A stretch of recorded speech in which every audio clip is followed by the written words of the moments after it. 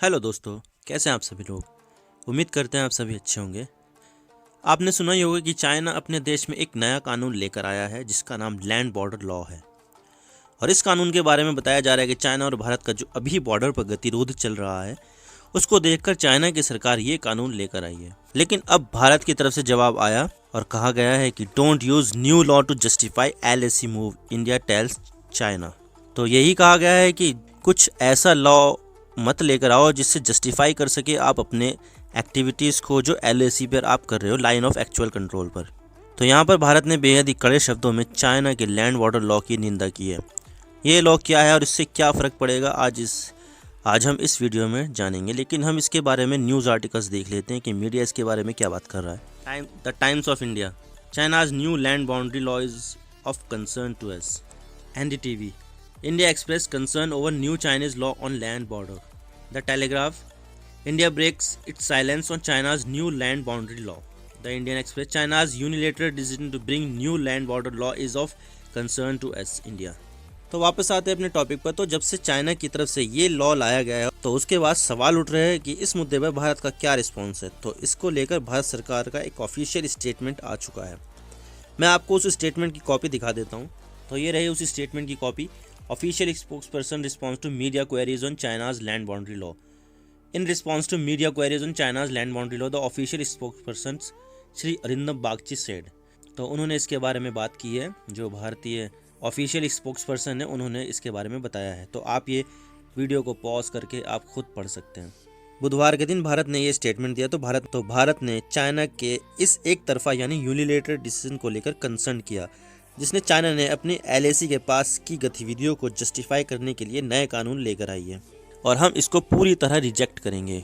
इसके साथ ही भारत सरकार ने यह भी कहा है कि अगर चाइना इसी तरह से एक तरफा फैसले लेते हुए इस कानून की मदद से और दूसरी चीज़ें करने की कोशिश करेगा तो ये पूरी तरह से गलत होगा और हम इसके अगेंस्ट एप्रोप्रिएट एक्शन लेंगे। आपने तो देखा ही होगा कि चाइना किस तरह बॉर्डर पर भारत से गतिरोध बनाकर चल रहा है और वो सीमाई कानून का पालन किए बगैर भारतीय क्षेत्रों में दाखिल हो जाता है। तो इसी को देखते हुए ही चाइना यहाँ पर कानून लेकर आया है।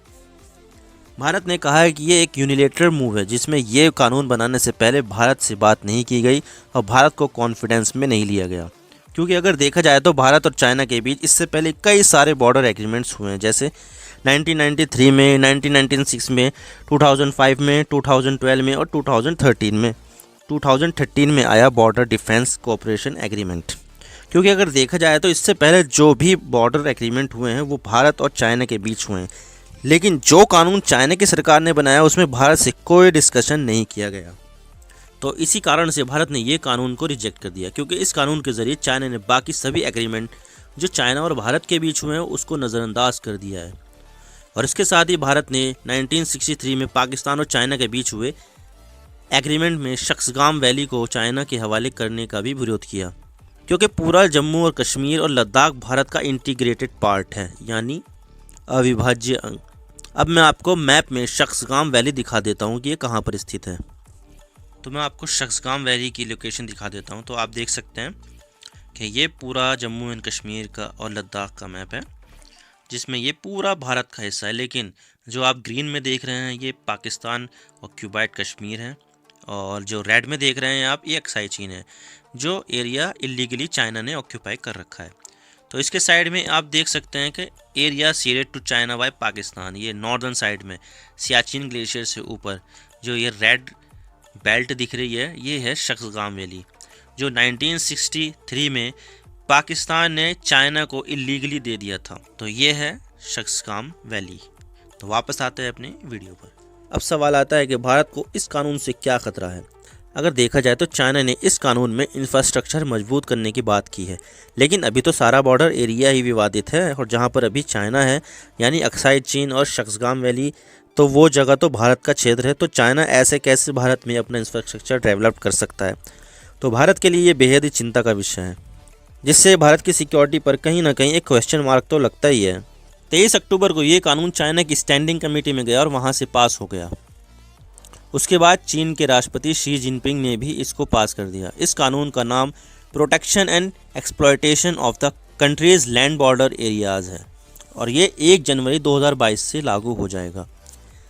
लेकिन इस कानून में कहीं भी भारत का जिक्र नहीं है। लेकिन फिर भी ये भारत के लिए चिंता का विषय है, क्योंकि चाइना की अभी अपने किसी भी पड़ोसी से बॉर्डर डिस्प्यूट नहीं है सिवाय भारत के।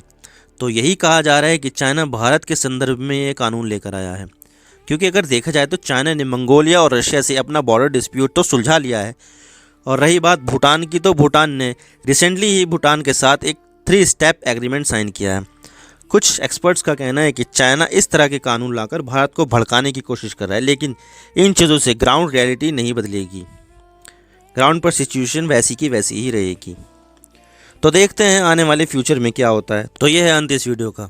आप जो भी सोचते हैं इस चाइना के लैंड बॉर्डर लॉ के बारे में वो हमें कमेंट करके बताइए।